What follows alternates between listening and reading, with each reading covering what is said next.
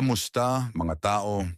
Maligayang pagdating sa aming video ngayon kung saan susuriin natin ang isa sa mga kababalaghan ng modernong inhinyerya, ang Airbus A380, ang pinakamalaking eroplano ng pasahero sa mundo. Ang higanteng ito ng mga langit ay hindi lamang nakakabighani sa laki nito, kundi pati na rin sa advanced na teknolohiya, kaginhawaan at kahusayan na inaalok nito. Maghanda para sa isang kamangha-manghang paglalakbay kung saan ating ilalahad ang mga nakakabighaning katotohanan at mga kahanga-hangang katangian ng tunay na higanting ito ng aviation. Ang Airbus A380 ay isang tunay na higante. Sa 73 metro, ang haba at isang lapad ng pakpak na 79 na metro. Kaya nitong magdala ng hanggang 853 pasahero sa isang klase. Sa mga karaniwang configuration na may tatlong klase, nag-a-accommodate ito ng humigit kumulang 500 hanggang 600 na pasahero. Isipin ang logistics para sa pag-akyat at pagbaba ng napakaraming tao.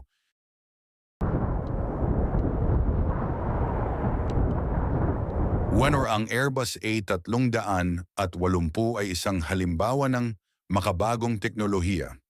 Ito ay nilagyan ng 4 na turbofan na makina na hindi lamang nagbibigay ng sapat na lakas upang itaas ang higanting ito, kundi pati na rin ay nakakagulat na mahusay sa pagkonsumo ng gasolina.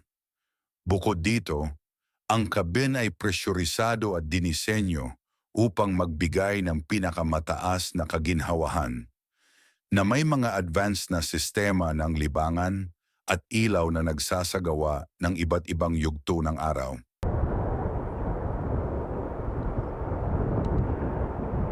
Nagsasalita tungkol sa kaginhawaan, ang 380 ang konsepto ng luho sa himpapawid. Ang ilang airline ay nag-aalok ng mga pribadong suite, mga shower sa eroplano, at kahit mga bar sa lounge kung saan maaring makipag-socialize ang mga pasahero. Ang cabin ay napakatahimik na maaari mong kalimutan na ikaw ay lumilipad sa sigit sa 10,000 metro ang taas.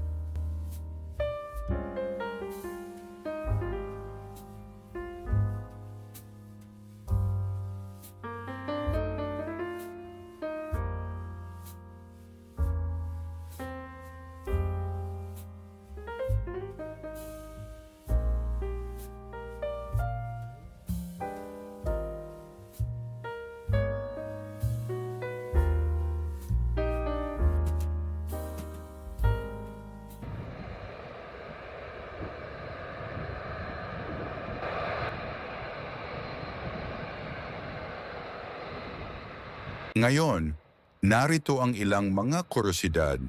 Mayroon itong higit sa 500,000 bahagi na ginawa ng mga kumpanya mula sa 30 iba't ibang bansa.